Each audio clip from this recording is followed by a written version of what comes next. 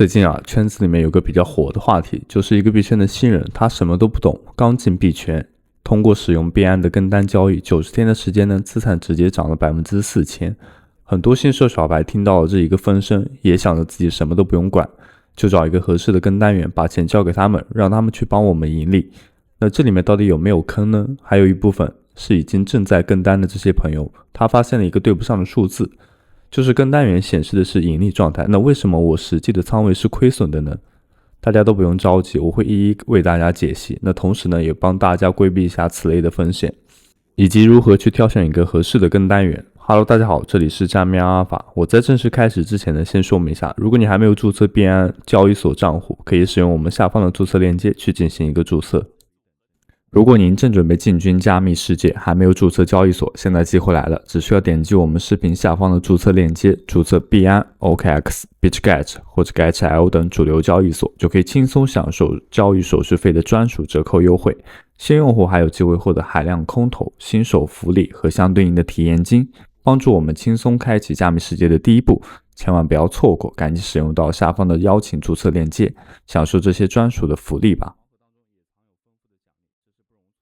既然想要跟单，那就要了解什么是跟单交易。跟单交易也称 Corp Trading， 它是社交交易的分支之一。顾名思义，它是指一位交易者复制另外一位交易者所执行的交易的过程。那有时候会被别人称为基于人的投资形式，因为它是允许人们投资特定的交易者，而不是资产。被跟单的交易者通常是一位知识丰富的专业交易员，他们可以被称为被跟单者的交易者、导师交易者、提供者、领导者或者是信号提供者。被跟单的交易员可以从跟单者那边获得一笔固定的费用，或者是从跟单账户当中获得一定比例的利润。执行跟单的过程，交易者可以被称为跟单交易者、社交交易者、跟单者、订阅者或者是追随者。了解了基础概念之后呢，那么跟单交易有什么样优势呢？一、帮助交易新手了解加密货币市场，增加交易信息。二、通过观察他人的交易行为，尤其是经验丰富的交易者，交易新手可以从中学习如何进行交易。三、即使没有充足的时间进行投资分析，也能够参与加密货币市场交易。四、为交易者提供交流平台，专业交易者以及交易新手可以交流互相的想法，以及是投资的策略，改善各自的交易情况。一开始跟单交易都是手动进行的，跟单交易者从信号提供者那里接收信号，然后手动执行与他们所跟单交易者的订单相同的一个订单。那么如今当人们讨论跟单交易的时候，他们往往是在谈论一个完全自动化的过程。但是一定要记住，任何投资产品都会存在风险，跟单交易最大的风险是跟投资组合的选择风险。如果带单交易者的策略失败，跟随他的跟单交易者也会发生亏损。在跟单交易过程当中，跟单交易者同时也会面临滑点的风险，尤其是当交易受到市场波动影响，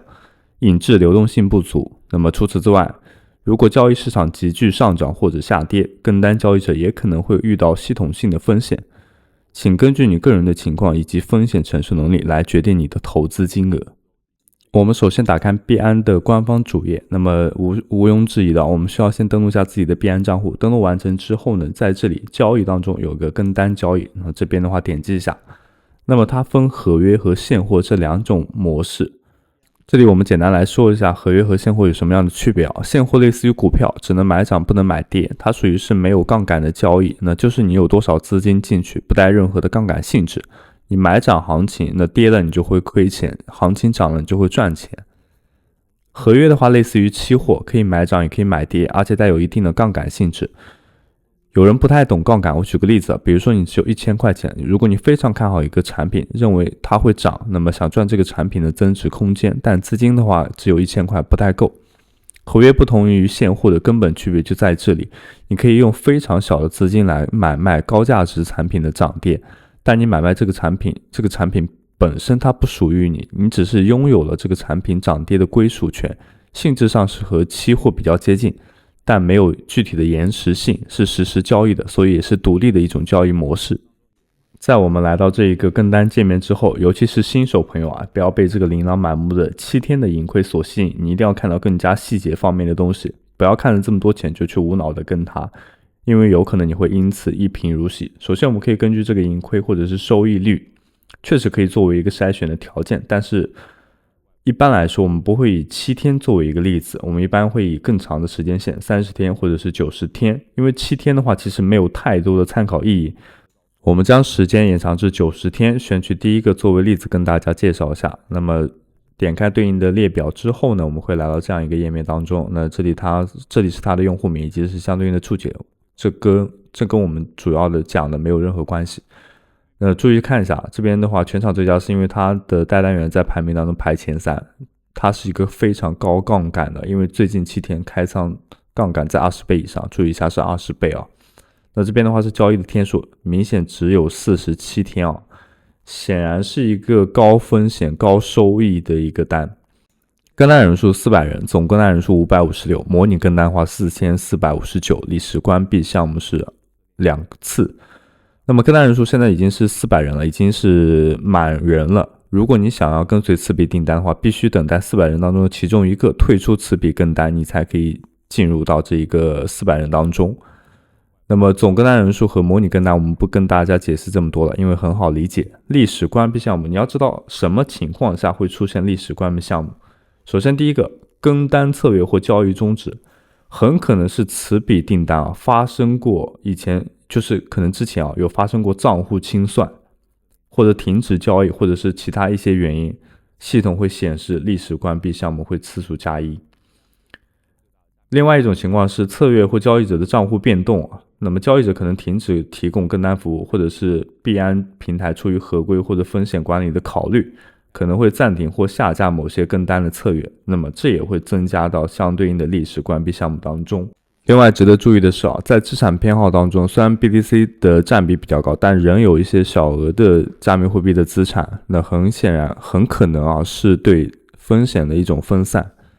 铺垫了这么多，说这么多，我们来介绍一下今天的主角，也就是 C7 Pro AI 驱动一场社会性实验。那么我们通过打造全自动人工智能的交易员来因此获利，并且我们是唯一通过 API 交易认证的。那首先来解释一下，API 认证的话，通常是与跟单系统通过 API 接口的授权机制有关系。API 在认证中的作用，它是用来确保第三方交易工具或者系统能够安全地访问你的币安账户，执行指定的交易操作。跟单交易的 API 认证具体包括以下功能： 1. 验证身份； 2. 交易权限； 3. 数据同步。如果你想要跟随 C7 Pro 进行跟单的话，机器人的默认保证金是充足的，也会进行动态的对冲。但如果你在跟单的基础上增加了杠杆，需要额外进行设置。如果是等比的跟单的话，是不需要进行设置的，看你自己的风险偏好。另外，我们所有的操作都是机器人自动执行的。这个机器人的话，我们训练了5个多月。那在没有特别大趋势性变化的时候，不会有人工干预。那这样做的好处就是，人一旦干预之后会有感情色彩。把这个交给一个没有感情色彩的机器人的话，会更加享受交易的纯粹乐趣。不过需要注意的是，无论跟单交易有多大的优势，你依然要注意它的缺点和风险。那为了限制这个风险的话，你需要分散你的投资组合，不要把所有的鸡蛋都放在同一个篮子里，并限制分配给你任意一个特定交易员的资金量。并且如果平台允许的情况下，你可以根据你的偏好在平台上设置风险的参数。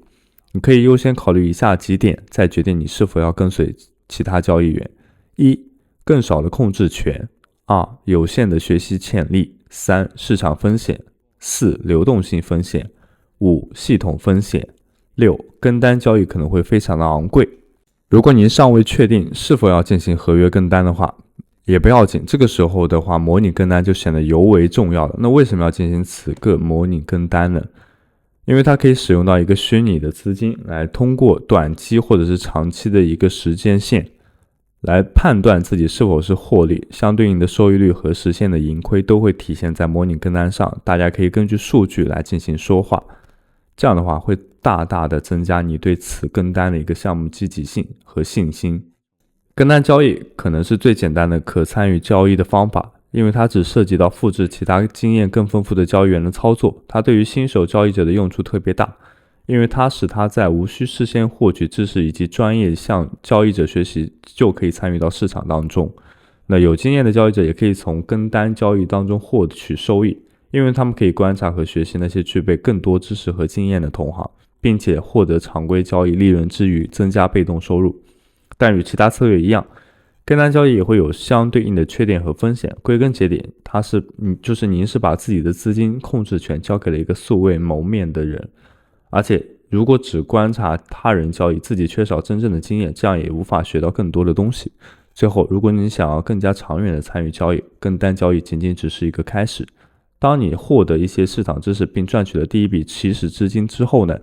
你应当正式开始自己的交易。之后，跟单交易最多只能作为你自有交易收入的补充。那我们继续回到 CG Pro 的这一个项目表现当中啊，那么根据所示的图例可以看到收益率和盈亏。在最开始的时候，因为那时候我们正在调整相对应的 AI 机器人的策略，所以会导致一定的亏损。那这个的话无伤大雅，但是你仔细的往下拉，比如说我们以截取到30天为例子啊，你就可以明显的感觉到它是一个正向往上增长的一个状态。那说明这个状态的话就是非常好的，它是稳步上升的，一直有持续收益的。近阶段可能从10月24日开始的话，那大家都非常知道那段时间发生什么事情，也就是前2天发生什么事情，比特币大跌啊，现在已经是93000了。所以你是能看到我们的 AI 机器人是有实时的根据市场情况不断的调整自己的策略。那么再跟大家讲一下前面说的一个问题，为什么带单元的仓位是盈利的，但我的实际跟单却是一个亏损的状态？那这是一个什么情况呢？这个情况只会发生在你在刚开始跟单没几天的情况。因为我们都知道，比如说一笔订单的话盈利了1000 USDT， 相当于的话我们也赚了1000 USDT， 因为我们是跟单嘛，但是这边要抛出一个分润比例，意思就是说我们只赚了900 USDT， 但下一个订单的话它可能做一个错误的决策，所以它进行了一个亏损，亏损的话可能是1000 USDT， 那这样来回前后一来一回的话，实际上我们亏损了100 USDT， 它那边可能显示就是平的，因为它赚了1000和那个亏了1000平了嘛，就是0嘛。但是对于我们来说的话，我们是要扣除一定的分润比例的话是要亏损的，所以它这里会显示亏损。但是从长期发展来看的话，它这边的收益率和盈亏的话是会出现一个正向对比的。那也就是我们刚刚牵扯到了，你如果不太就是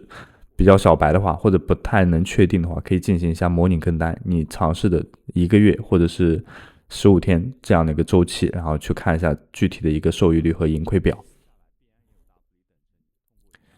那我们今天的视频就到此为止了，感谢各位观众的收看，我们就下期视频再见，拜拜。